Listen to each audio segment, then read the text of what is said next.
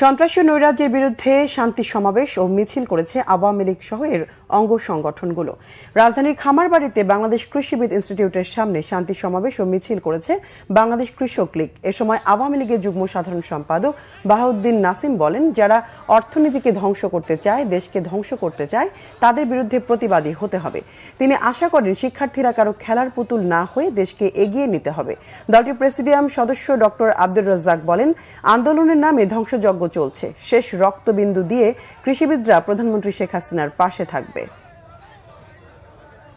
এই ছাত্র সমাজকে বিভ্রান্ত করে, কোমলমতি আমাদের ছেলে মেয়েদেরকে বিভ্রান্ত করে এই কোটা আন্দোলনকে সরকার পরিবর্তনের আন্দোলন, এক দফা আন্দোলনে রূপান্তর করলো। তারা কারা? আমরা তাদেরকে চিনি। তারা স্বাধীনতা বিরোধী শক্তি, রাজাকার, আল বদর, এই বিএনপি, এই জামাত।